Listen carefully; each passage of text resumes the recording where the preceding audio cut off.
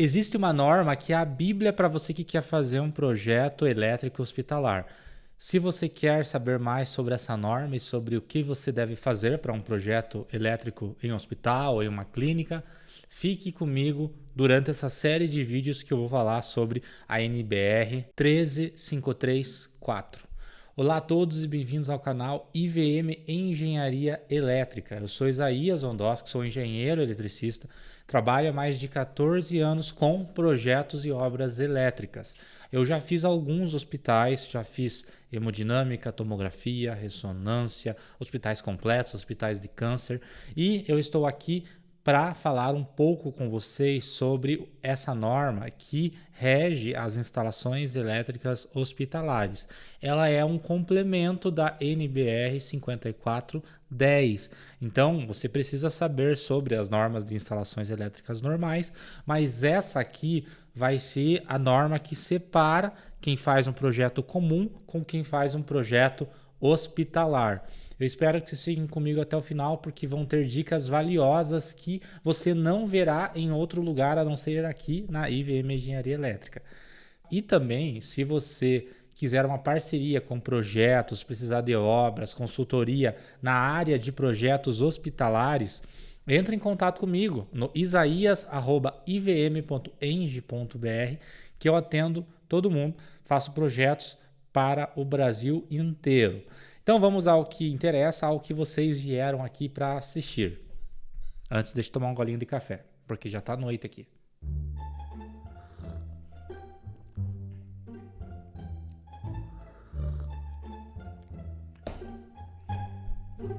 A NBR 13534, ela rege, como diz o próprio título dela, os requisitos específicos para a instalação em estabelecimentos assistenciais de saúde, ou seja, hospitais, clínicas de imagem odontológicas, postinhos, UPAs, tudo que envolve instalações hospitalares. Eu vou começar falando sobre os grupos de separações em que a norma ela vai aplicar algumas medidas de segurança específicas para cada grupo de interação de um equipamento eletromédico com o corpo humano. O grupo 0 são locais, por exemplo, depósito de materiais, corredores, locais que não há interação do corpo com equipamentos eletromédicos. Já o grupo 1 há algum tipo de contato do corpo, porém são apenas partes externas do corpo e a gente vai entrar mais em detalhes para frente. Daí, o grupo 2 já são locais muito mais sensíveis com procedimentos cardíacos, cirúrgicos e sustentação à vida. Então, o grupo 0, 1 e 2 depois vai começar a ser dividido para você aplicar numa situação ou em outra. A classificação desse grupo ela se dá pelo gerenciamento de riscos. É claro que a norma aqui ela já trata coisas que são meio óbvias, que é grupo 1, 2, 0, porém, isso deve ser definido no gerenciamento de risco. Então, entendendo isso, eu já vou começar com alguns conceitos, algumas definições que não podem ser deixadas passar. Primeira coisa é que o sistema de aterramento TNC, que é o terra e o neutro combinados, ele não pode ser utilizado em hospitais. Então, por exemplo, aqui na minha região, quem atende a concessionária é a Copel. A Copel, ela tem o aterramento do neutro no padrão. Então é um sistema TNC, terra e neutro combinados. Após isso, eu vou puxar essa alimentação para onde? Vou puxar para um quadro geral. Após o quadro geral, é obrigatório a utilização de terra e neutro separados ou um sistema complementar de aterramento diferente, que é o sistema IT. Mas não pode ser utilizado terra e neutro juntos, ok? Vocês vão ver mais para frente, mas há um sistema chamado ITmed, que é um sistema específico para algumas áreas do grupo 2. Aqui na norma, já um dos primeiros itens, ela já cita que elementos como raio-x, arco cirúrgico ou outro equipamento que tem uma corrente muito elevada, eles devem ser alimentados por circuitos específicos. Eles já começam na norma falando sobre isso, porque o sistema IT é um sistema que garante a vida.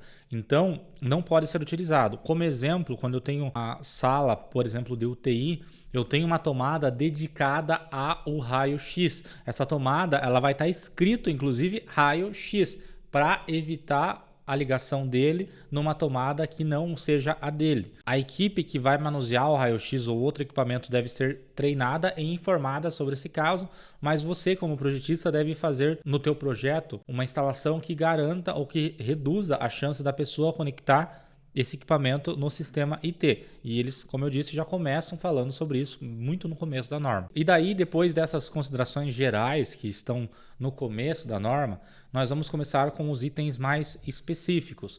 Eles começam no item 5.1, que é a proteção contra choques elétricos. Aqui ele já abre que o sistema de aterramento que pode ser utilizado em hospitais é o TN, TT e o IT. Nós iremos falar mais especificamente, principalmente sobre o TNS, terra e neutros separados, e o IT mais posteriormente, mas aqui ele já deixa claro que você pode utilizar esses itens e fala que a tensão de contato limite é de 25 volts para grupo 1 e grupo 2 e o tempo de seccionamento máximo admitido está nas 5410, tanto para o sistema IT quanto no sistema TN. E daí na parte C diz que no sistema IT médico não pode ter o seccionamento automático na primeira falha. O que isso significa? Isso daí eu já vi porque eu já instalei na prática também. O sistema IT médico, caso tenha um curto, alguma coisa, a primeira falha é apenas avisada num sistema aí de chamada de enfermagem. E daí, após a primeira falha, apenas se tiver mais uma falha que o disjuntor cai. Então isso é obrigatório para manter a vida. Imagine você estar ligado num aparelho de ventilação mecânica e o disjuntor cair. Não é muito recomendado.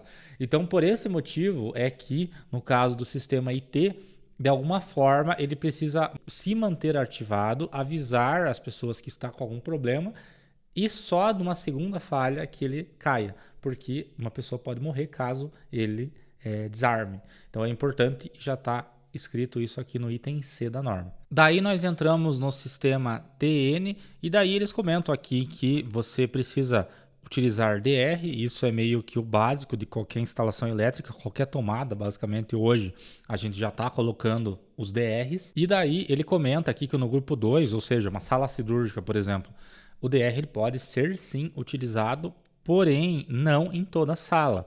Ele comenta aqui que é da letra A a D, ou seja, circuitos de alimentação das mesas cirúrgicas, que não impedem necessariamente uma cirurgia, circuitos de equipamentos de raio-x, equipamentos de maior porte com potência superior a 5 kVA e equipamentos elétricos não críticos, porque o DR, se você já instalou, você sabe que qualquer fio desencapado, qualquer umidade pode desarmá-lo. Então, é essencial que ele não seja utilizado em todo o sistema aí do grupo 2, que é um sistema muito invasivo. E aqui vai mais uma informação muito importante que muita gente nem sabe que existe e agora está começando a ficar um pouquinho mais claro, um pouquinho mais utilizado, porque os carros elétricos pedem também, é que o DR ele deve ser do tipo A ou B, ou seja, ele protege também contra corrente contínua. Então, caso tenha algum tipo de falha no equipamento que vaze corrente contínua, ele protege. Esse DR ele custa aí 2 a 3 vezes mais do que um DR comum e ele é obrigatório. Eu cito o negócio do carro elétrico porque os carregadores de carro elétrico exigem esse DR. E a maior parte dos eletricistas que eu vejo que não instala com esse DR e não sabe nem que existe esse DR. Aqui mesmo na minha cidade, em Ponta Grossa, eu não encontro para comprar esse equipamento classe do tipo A e muito menos do tipo B. Eu preciso encomendá-lo da internet. O mais comum é o tipo AB, que protege apenas corrente alternada. Fica aqui um adendo quanto a esse grupo 2, a proteção. Ele também fala brevemente sobre o sistema TT, mas como eu não o utilizo em hospitais, eu não vou nem entrar em detalhes porque é muito raro a instalação elétrica que eu utilizo. E daí a gente vai para o famoso, ou não tão famoso, mas para quem está em hospital talvez já conheça, que é o sistema IT. Esse sistema nada mais é do que um sistema que protege locais em que há risco de morte, ou seja, salas cirúrgicas ou centros cirúrgicos, salas de hemodinâmica, UTIs neonatais e normais e UTIs em geral. Então são locais em que uma falha em determinado equipamento pode resultar em morte. Por isso que foi desenvolvido esse sistema IT. Ele consiste em um transformador isolador e um sistema de monitoramento que, em caso de falha, ele avisa a falha e não desarma o disjuntor, e apenas na segunda falha que ele desarma o disjuntor. No item 5.2.2.4.4, a norma fala que deve ser utilizado no grupo 2 em circuitos que alimentam equipamentos eletromédicos, sistemas de sustentação de vida e aplicações cirúrgicas, bem como os demais equipamentos elétricos dispostos no ambiente do paciente, exceto os equipamentos mencionados no 5.1.2.2.4.2, que eram aqueles itens básicos lá de raio-x ou tomadas básicas, né? Também indica que cada conjunto de locais destinados à mesma função deve ser provido ao menos de um sistema IT médico exclusivo. Isso quer dizer, na prática, que, por exemplo, uma área de UTI, aquela área de UTI, por exemplo, neonatal, tem que ter um sistema IT médico para ela. A área de UTI pediátrica, por exemplo, tem que ter outro sistema IT. As salas cirúrgicas geralmente tem um sistema IT por sala. É isso que eles querem dizer aqui. Inclusive, na nota, que logo depois ela diz que a sala cirúrgica deve ter sistema IT exclusivo, cada sala. E no caso do UTI, como eu também disse anteriormente, eles indicam aqui que pode ser utilizado um sistema IT para mais de uma sala, que é o que a gente normalmente faz. Esse sistema IT, ele deve conter um dispositivo chamado Dispositivo Supervisor de Isolamento, DSI. Esse dispositivo é o que detecta uma falha no isolamento. Então, ele tem algumas questões aqui, algumas questões técnicas que o fabricante do sistema IT ele já vai cumprir, mas que devem ser seguidas. A impedância interna deve ser de 100 kΩ no mínimo. A tensão de medição não deve exceder 25 VCC, pelaquela questão anterior na norma lá da tensão de toque de 25 volts. A corrente injetada, mesmo em condição de falta, não deve exceder 1 mA. A indicação de queda da resistência de isolamento deve ocorrer antes ou no máximo assim que esta atingir 50 kΩ. Deve ser provido um dispositivo de teste que permita verificar a conformidade com esse requisito. E deve haver sinalização no caso de ruptura do condutor de proteção ou de sua desconexão. O que quer dizer basicamente isso? Ele vai ter um dispositivo que, em caso, por exemplo, de falha do sistema, ele toca um alarme lá na central de enfermagem indicando que há um problema.